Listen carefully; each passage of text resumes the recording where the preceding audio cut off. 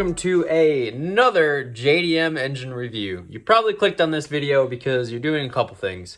You have an S2000 and you want to put a K24 in it because your F-Series blew up and it's really expensive to put another F-Series in it.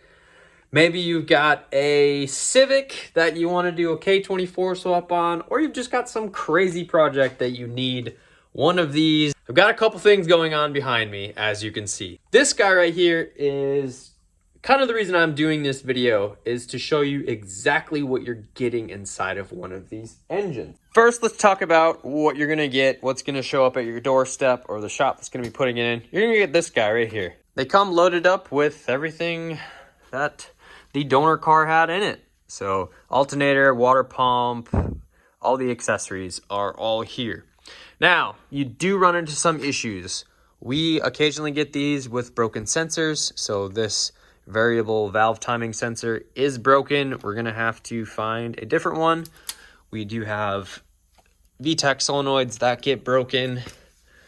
They also come missing starters sometimes, which is incredibly annoying. We find that most of the OEM parts, like alternators and starters, those seem to hold up, especially when you're doing this type of conversion and you delete your balance shafts out of your oil pump. The engine produces a lot more vibration, so you'll want to stick with the OEM parts if you can, which is difficult when they don't come with the parts you need sometimes. What's inside of this bad boy?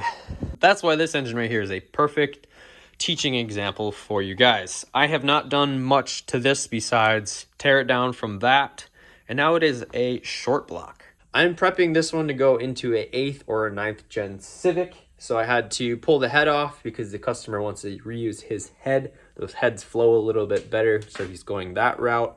I've also got the oil pan and everything off because I need to do a Type S oil pump conversion on it.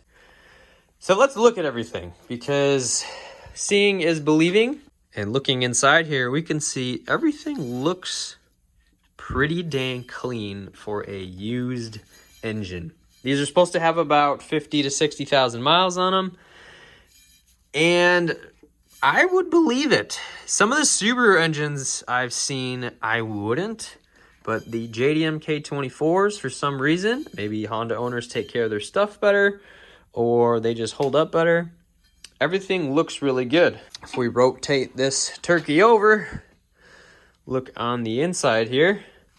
Again, pretty normal stuff we're seeing here.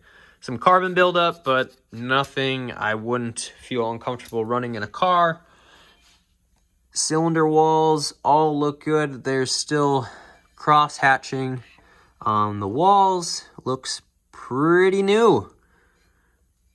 Again, these come really clean compared to a lot of the other JDM engines I've dealt with. I've lost count how many K24's I've prepped and put into cars. There's only been 1 or 2 that I felt uncomfortable putting into customers' cars because they had a lot of water that got into the actual engine. And that I don't think is due to them coming out of the car in Japan. I think it's due to how they were shipped over and them getting water into the intake system and it being salt water. Like one of them was really gross. All the water that came out of it. The water actually gets stuck down in this intake and hopefully it doesn't make it up in there, but if these things get tipped over in transport or anything, that water will end up leading itself into your cylinders and it gets scummed up. We didn't use those engines.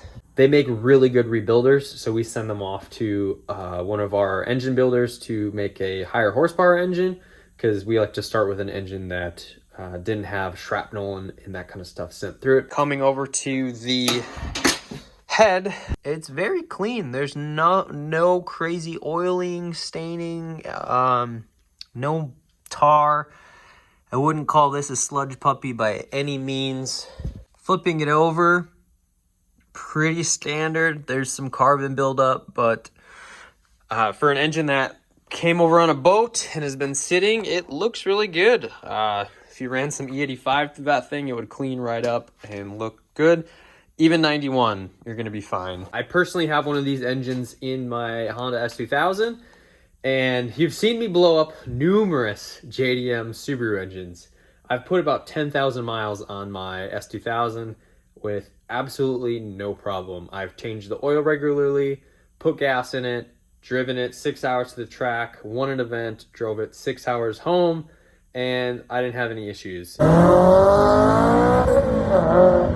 car has AC, cruise control. I drive the thing everywhere all summer long as much as I can, no problems. More of the internals that I pulled out, you can kind of get an idea of how many miles are on these K24's by the tensioner. Now, if this tensioner on the end of there was all the way out, I'd question how many miles are on it. This one's good. It's only a couple teeth marks clicked out. So this thing definitely is low mileage. Staining, very minimal. This is a good engine, run really well. You can also get an idea of how worn out an engine is by the timing slides. And these aren't worn out whatsoever. So if I had to guess, this engine did in fact have 40 to 60,000 miles on it. Everything is in really, really good shape. A lot of times you can go ahead and reuse the water pumps on these engines because they are in good shape. Propellers look good. Bearings are good in them. You can also use the OEM thermostat. I prefer these over the aftermarket companies that I'll leave unnamed because OEM parts have a lot of R&D in them, and I would trust most of these parts over aftermarket parts. As you can see from this engine, we don't use a ton of aftermarket parts. This is actually a stock header that's cut modified with a K-series flange. This is a stock S2000 intake. Using the only aftermarket parts in here really are the adapter plate to the intake, the rear coolant housing to get that over to the stock location, and then we'll be using an adapter to go to the factory transmission. Hope that helps in your decision on buying a JDM engine. I've done some videos in the past, and some of them are kind of hit or miss. I do think this is still the best route to go, especially if you need an engine fast, want to get your car up and going, back on track. I would not hesitate to buy a JDM K24. I hope that helped. Get out there, go do something, build something, have fun.